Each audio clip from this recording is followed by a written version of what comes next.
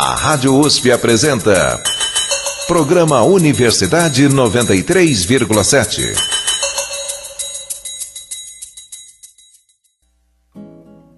Se você só conhece Minhoquinha, vou te apresentar uma aberração. Que é a maior obra em concreto armado de toda a América Latina. Esta obra, com quase 3,5 km de extensão em via elevada, toda em concreto protendido, pré-moldado. Seu apelido é Minhocão. Especial Debate Parque Minhocão.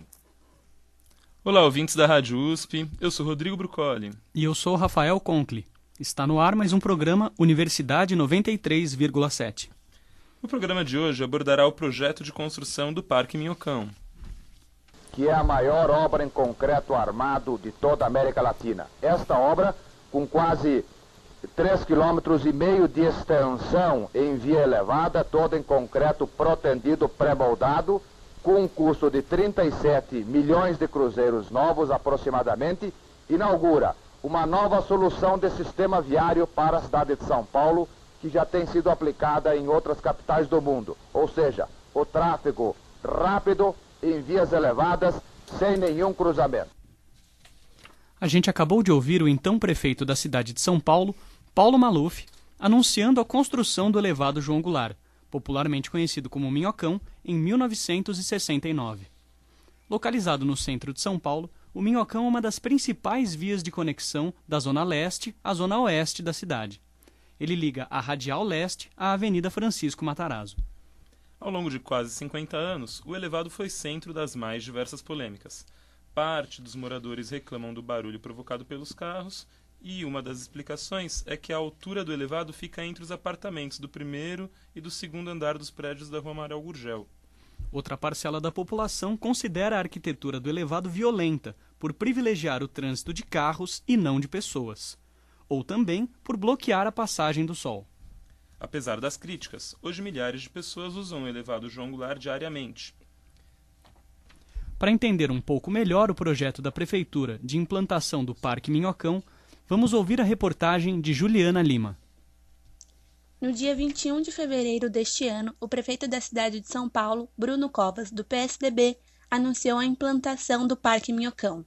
O parque linear segue os moldes do High Line de Nova York, que foi construído sobre uma linha de ferrovia abandonada. A obra será entregue até o final de 2020. O primeiro trecho do Parque Minhocão se estenderá por 900 metros da pista entre a Praça Roosevelt e o Largo do Arouche. Nele serão instaladas áreas verdes e equipamentos de lazer. A obra dá início à desativação definitiva do elevado João Goulart, o Minhocão, para veículos automotivos. Só o primeiro trecho custará 38 milhões de reais. Destes, são 13 milhões em obras de acessibilidade e segurança a serem concluídas ainda neste ano e outros 25 milhões na implementação real do parque. O projeto da obra se baseia em trabalho do arquiteto e ex-prefeito de Curitiba, Jaime Lerner. Lerner apresentou um projeto de parque linear em 2017, ainda na gestão de João Dória, do PSDB, quando contratado pelo Secov, o Sindicato do Mercado Imobiliário. A ideia é a implantação de ajardinamento em floreiras, ciclovias, espaços para apresentações artísticas e ligações do viaduto em edifícios que o margeiam por meio de passarelas. Além disso, serão criadas aberturas para iluminar e ventilar a parte de baixo do viaduto. A vantagem do projeto de Lerner é a utilização de equipamentos modulares, que permitiriam ajustes no parque mesmo durante o seu uso. O debate sobre o destino do Minhocão não é novidade. Criticado por muitos desde sua construção por Paulo Maluf, do PP, em 1969, foi na década de 90, durante a gestão de Luiz Erundina, do PT, que o Minhocão passou a ser fechado para carros à noite, aos domingos e feriados, e começou a ser usado para lazer. Em 2006, o então prefeito José Serra, do PSDB, organizou um concurso de ideias para a revitalização do elevado. E foi o ex-prefeito Fernando Haddad, do PT, que defendeu a desativação progressiva do Minhocão. O plano diretor da cidade de 2014, realizado ainda na gestão Haddad, estabeleceu uma lei determinando a gradual restrição ao transporte motorizado e estabeleceu as opções de demolição ou transformação parcial ou integral do Minhocão em parque. Em 2018, uma lei municipal criou o Parque Minhocão e eliminou a possibilidade de demolição. A lei, promulgada por João Dória, do PSDB, em 2018, estabeleceu o fechamento do Minhocão para automóveis aos sábados e nos dias úteis às 20 horas. Mas ainda há muito ruído sobre a construção do Parque Minhocão. O vereador Caio Miranda, do PSB, enviou em janeiro deste ano representação ao Ministério Público pedindo a abertura de uma ação direta de inconstitucionalidade contra a criação do parque.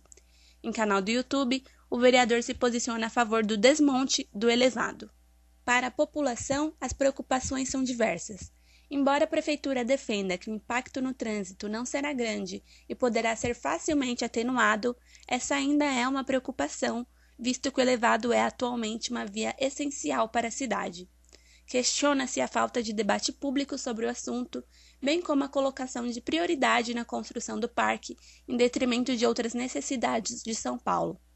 Também questiona-se a capacidade da Prefeitura em conservar o parque. Na cidade, temos o exemplo do Jardim Vertical da Avenida 23 de Maio, inaugurado em 2017 e que hoje apresenta falhas de manutenção. Além disso, a construção do parque já está despertando o interesse imobiliário. Os preços dos imóveis da área até então eram baixos e permitiam que trabalhadores de baixa renda pudessem residir no centro. Os investimentos imobiliários certamente vão mudar essa realidade. João Whittaker, professor da FAUSP e ex-secretário municipal de Habitação de São Paulo, explica como esse processo natural de valorização pode causar uma gentrificação, ou seja, a expulsão dos moradores de baixa renda da área.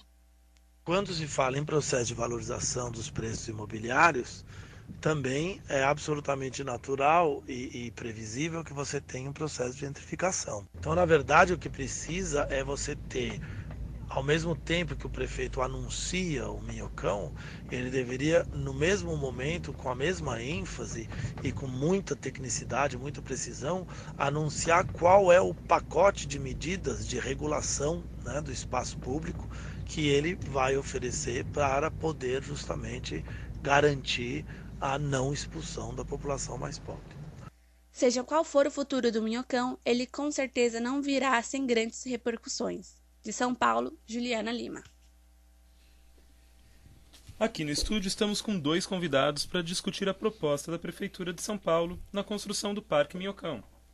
Ao meu lado está Patrick Carvalho, arquiteto e urbanista formado pela Faculdade de Arquitetura e Urbanismo da USP.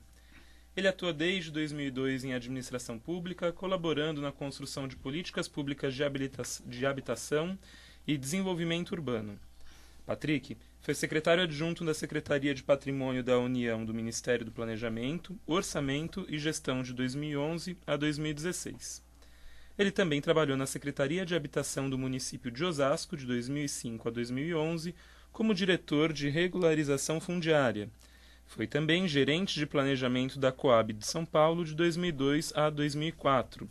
Atualmente, ele participa do BR Cidades e é coordenador regional para o Sudeste do Instituto Brasileiro de Direito Urbanístico. E aqui com a gente também está Kazuo Nakano, professor do Instituto das Cidades da Universidade Federal de São Paulo. Ele foi diretor do Departamento de Urbanismo da Secretaria de Desenvolvimento Urbano da Prefeitura Municipal de São Paulo, quando esteve na coordenação da revisão do Plano Diretor Estratégico do município de São Paulo. Patrick, Kazuo, muito obrigado pela presença. Obrigado, boa noite, ouvintes da Rádio USP, boa noite Rodrigo, Rafael, obrigado pelo convite. Obrigado, Kazuo. Boa noite, Rafael, boa noite, Rodrigo, boa noite aos ouvintes da Rádio USP. Também agradeço pelo convite, pela oportunidade de discutir tema tão bacana aqui, tão importante na cidade de São Paulo. Obrigado a vocês por estarem aqui. Obrigado. Tá certo. E como nós ouvimos na reportagem, em fevereiro o prefeito Bruno Covas anunciou a construção do Parque Minhocão num prazo recorde de 1 ano. Começando com você, Kazuo, gostaria de te perguntar, entre os urbanistas, né, como que foi essa recepção do projeto do prefeito Bruno Covas? Foi uma recepção que se misturou várias impressões e vários sentimentos. Porque, primeiro, uma recepção cética, porque já existe aqui na cidade de São Paulo um histórico de anúncios de grandes projetos urbanos, principalmente para o centro da cidade, e que não dão em nada. E vários deles são remunerados, são pagos com milhões de dinheiro público. Então eu acho que merece até uma discussão crítica sobre essa prática que a Prefeitura de São Paulo tem adotado em vários mandatos, em vários governos, de se contratar equipes nacionais e internacionais para fazer grandes projetos urbanos, se paga essas equipes, se utiliza milhões de dinheiro público e isso acaba indo para as prateleiras, enfeitando estante. Então, acho que teve esse ceticismo. Agora, teve uma outra recepção, que aí é uma recepção mais crítica em relação a esse modo de se anunciar grandes projetos urbanos e esse método de trabalho de trazer a público uma proposta sem que tenha uma discussão pública consistente, sem que tenha estudos, consistentes que, primeiro, demonstrem a necessidade e a prioridade de se gastar milhões de dinheiro público num projeto como esse, diante de uma cidade que acumula uma série de demandas, déficits e problemas sociais, ambientais, principalmente nas áreas periféricas da cidade. Então, essa crítica, eu acho que ela é uma primeira crítica relevante que a gente precisa fazer em relação a essa proposta que a atual prefeitura tem trazido a público. E teve também uma manifestação forte com relação aos impactos negativos de diferentes ordens desse grande projeto urbano, na mobilidade urbana, no sistema de trânsito, os impactos sociais, principalmente nos moradores do entorno de baixa renda, os impactos ambientais e tudo mais. Certo. E para você, Patrick, como que você recebeu esse anúncio da implantação do parque, do projeto do parque? Eu recebi com algumas questões também. Acho que precisa fazer algumas perguntas. Que demanda é essa? Para que população? Quem é que vai ser atendido? A ligação viária leste-oeste, que é super importante, a prefeitura disse que não vai afetar. Então, como o professor Cazu já colocou, são questões importantíssimas num debate de uma obra tão significativa na cidade. Eu publiquei recentemente um texto aí no Justificando, uma coluna que chama Questões Urbanas, que é mantida pelo BR Cidades e BDU, e eu chamo isso de urbanismo do espetáculo, urbanismo do mercado imobiliário, que são essas ações que são feitas corriqueiramente nas nossas grandes cidades e até nas pequenas, né, que fazem aqueles portais caricatos, né, enfim. No meio de uma precariedade imensa, essas obras elas têm uma outra função. E é importante discutir que função é essa.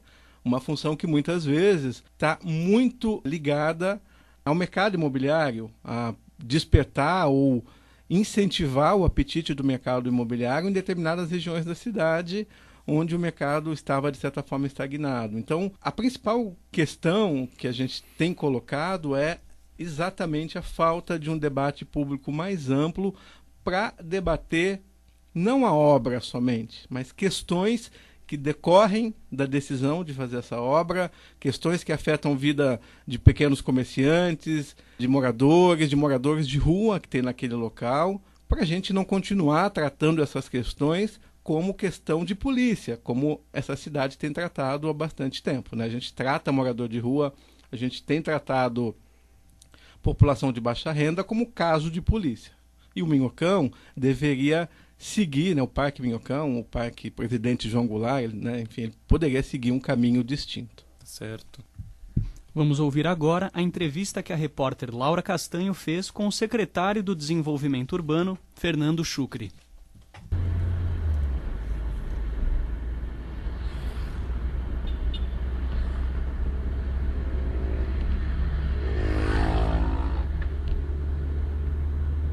Todos os dias, cerca de 70 mil veículos passam pelo Minhocão e emitem alguns dos sons que vocês acabaram de ouvir. Percorrer o elevado de carro ou ônibus é lugar comum no cotidiano de cerca de 40 mil paulistanos. Assim, logo que saiu a notícia de que o elevado seria transformado em parque, não surpreende a primeira preocupação que veio à cabeça de muita gente. Se o trânsito já é difícil com o Minhocão, como iria ficar sem ele? A produção da Universidade 93,7 trouxe essa e muitas outras perguntas ao Fernando Chucri, secretário de Desenvolvimento Urbano da Prefeitura de São Paulo. É ele quem irá capitanear toda a obra de fechamento e transformação do Minhocão em parque.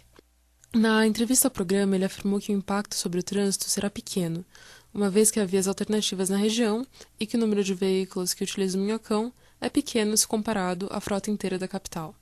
O impacto, ele existe, é óbvio que ele existe, mas não é aquele impacto que todo mundo está falando, que vai acabar o mundo, parar o trânsito de São Paulo. Você acha que a gente fechar 1 quilômetro de via numa cidade desse tamanho, qual o impacto? O que significa isso de impacto para a cidade de São Paulo? É nada. É um impacto relativamente pequeno, é um impacto muito pontual em pessoas que se utilizam dessa estrutura e o impacto que tem a ver e que tem muito a ver com as propostas que estão no próprio plano diretor, que é de privilegiar outros meios de transporte, que não é de privilegiar o automóvel. Isso não é um discurso para a gente, que a gente está fazendo, não é este o objetivo. Repito, o objetivo principal não é trocar automóvel por bicicleta, patinete, pedestre. Aqui o objetivo principal é requalificar um território que está extremamente degradado. O secretário também argumentou que a desativação do elevado vai ser gradual, conforme previsto na lei que cria o Parque Minhocão. Inicialmente, a via vai ser interditada somente no trecho de 900 metros que liga o Largo do Orochi à Praça Roosevelt. Com isso, os veículos poderão andar no resto do Minhocão e descer a Avenida São João por meio de 2 alças. No entanto, essa medida também foi alvo de críticas. Alguns arquitetos, como a professora Raquel Ronick da FAO, apontam que o trecho inicial do Parque Minhocão vai supervalorizar a região do entorno da Santa Cecília e se tornar inacessível para famílias de baixa renda até a classe média. Esse processo é conhecido pelos urbanistas como gentrificação. Fernando Chucri rebateu essa alegação de imediato. Qualquer obra, a primeira coisa que eu enxergo é habitação de interesse social. Não tem o menor risco disso acontecer. Agora, a qualificação de uma maneira geral é importante para a cidade. A gente almeja, assim, habitação de padrão melhor. Segundo ele, uma boa parte da região está classificada como Zona Especial de Interesse Social, ou ZEIS, no plano diretor da cidade. Isso quer dizer que ela é obrigada por lei a ser destinada à habitação social. A prefeitura deve desapropriar imóveis na área para essa função. Quanto às pessoas em situação de rua que dormem embaixo do Minhocão, o secretário afirmou que construirá abrigos em torno. Quase tudo aqui é ZEIS 3, que tem de terreno vago é ZEIS 3. Não pode fazer nada que não seja habitação de interesse social. Chucri afirmou que a prefeitura gastaria R$100 milhões caso optasse pela demolição do Minhocão. Esse valor teria sido estimado por uma empresa especializada no setor. Perto disso, o projeto do parque é mais barato, está orçado em R$38 milhões. O secretário reforçou, no entanto, que o valor é uma estimativa e pode subir. Esse dinheiro pode vir de 2 lugares: do Fundurb, que é uma taxa paga por imobiliárias à prefeitura e que se destina a investimentos urbanos, ou da iniciativa privada. Segundo o secretário, o financiamento privado seria o melhor cenário possível, entre aspas.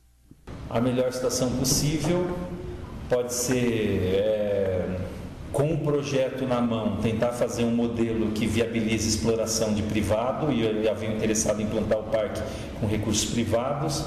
Pode ser... a gente fez muitas obras em São Paulo recentemente com doação de terceiros, se não total, parcial, de parcerias. Tem empresas que investem em questão de meio ambiente, de requalificação urbana. Pode ser feito... Tem várias maneiras, mas a gente está considerando o pior cenário, que é ter que pegar o recurso do caixa, no caso do Fundurb, e implantar essas obras. Ele também disse que a prefeitura cogita ceder a gestão do parque à iniciativa privada, caso essa medida seja aprovada pelo conselho gestor do projeto e pela população. O senhor diria que essa é a possibilidade mais provável de que a gestão passe para a iniciativa privada da concessão? Isso daí depende do interesse de terceiros, né? Mas se perguntar para mim, eu pessoalmente acho que é uma tendência, é uma possibilidade. E é desejável, desde que a gente tenha um parque bem implantado, cujo projeto tenha sido definido com a população, cujo uso, as regras de uso daquele equipamento sejam definidas pela população. Se o município tem menos condição de fazer a manutenção e manter aquilo operando, eu não tenho nenhuma restrição com relação à concessão para iniciativa privada. Com tudo isso em vista, afinal, quando que deve ficar pronto o Parque Minhocão? Bem, ainda vai demorar um pouco. Ao contrário do que alguns portais noticiaram, o primeiro trecho do Minhocão só deve ser interditado em 2020. Ao longo de 2019, a Prefeitura vai estar ocupada realizando audiências públicas para definir o projeto final e como ele será executado. Essa etapa é conhecida como PIU, ou Projeto de Intervenção Urbana. Também serão instalados gradis, elevadores e escadas no Minhocão. A gente agora montou um cronograma bem detalhado, tudo indica que isso termina em 2021. Qualquer obra que o prefeito fizer nos últimos 2 anos é projeto eleitoreiro. Ele está na gestão dele, ele está administrando, é prefeito eleito, ele está implantando obras todos os dias. Todos os dias ele anuncia a obra. O Parque Augusta é projeto eleitoreiro, os outros 58 parques que tem na periferia não são eleitoreiros, são atribuição específica do Poder Executivo de implementar obras, direcionar orçamento para as obras que são prioritárias para a cidade. Se dá para tirar alguma coisa dessa entrevista, é que há ainda mais incertezas do que definições sobre o projeto do Parque Minhocão. Mas o paulistano que usa o Minhocão para ir e voltar ao trabalho pode ficar tranquilo. Ele tem até 2021 para encontrar uma rota alternativa. Principalmente no tempo do verão, meu amor, arruma as coisas e vamos embora, desfilar na Rua Augusta e passear no Minhocão. Eu arrumei um jeito pra sua diversão, eu vou levar você pra passear no Minhocão. Bom, ouvimos o Fernando Chucre. Gostaria de saber, depois a gente vai seguir e levantar algumas questões que o secretário colocou na entrevista que deu para Laura Castanho, mas como impressão geral, o que você achou, Patrick, dessa fala do Fernando Chucre? Bom, eu acho que o secretário ele traz algumas questões na fala dele, que são questões que nós estamos apontando há um tempo como questões que precisam ser aprofundadas, né? Por exemplo, quando se diz que o impacto sobre o trânsito será pequeno, eu acho que é importante trazer esses números, é importante trazer o desenho dessas rotas alternativas, que muito provavelmente a Companhia de Engenharia de Trânsito desenhou isso. Uhum. Mas é importante também, nesse caso, que se discuta, por exemplo, se há uma solução de transporte coletivo que poderia ser implantada naquele eixo importante que está, de certa forma, reservado na cidade, né? Então, mudar a tônica dessa discussão. Então, acho que é bastante importante, né? Outras questões que eu acho que são questões que estão colocadas na fala do Fernando Chucre, que merecem também uma consideração, por exemplo, essa questão da transferência para a iniciativa privada. Essa é uma prática que a gente está acompanhando, não só em São Paulo, cidades do país inteiro, numa onda de concessão, de privatização de áreas públicas, de equipamentos públicos. E a gente sabe que isso tem uma série de problemas que vão desde a limitação do acesso até o próprio interesse da iniciativa privada por esse tipo de equipamentos, né? A gente teve recentes tentativas de concessão em São Paulo com problemas, fracassadas. Então, o Parque Minhocão, ele muito provavelmente será um parque com uma manutenção complexa, um parque que exigirá recursos de manutenção que talvez não sejam pequenos. Então, falar que a iniciativa privada poderá fazer, isso é verdade, mas ao mesmo tempo não ter isso claro de início, fica parecendo que a prefeitura está se aventurando numa obra que é uma obra extremamente importante, né?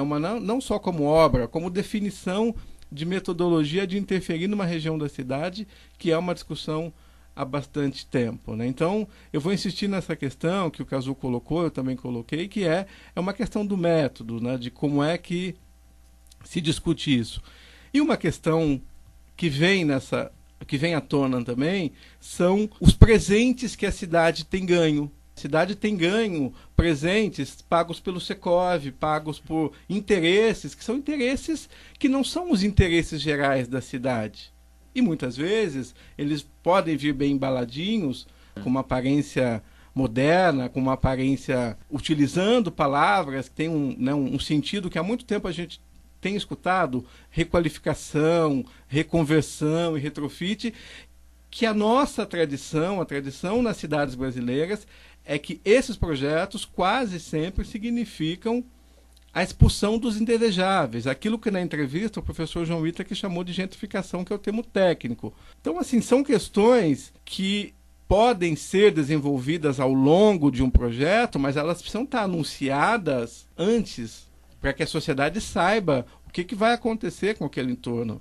Para que quem mora num daqueles apartamentos, para que quem é dono de um daqueles apartamentos, e para que quem mora embaixo do viaduto saiba o que vai acontecer com ele. Nós estamos falando de vários sujeitos de direitos. O único sujeito de direito não é o proprietário daqueles imóveis lindeiros que vai ter valorização imobiliária. Então essa questão é uma questão muito séria e que merece um aprofundamento desse debate.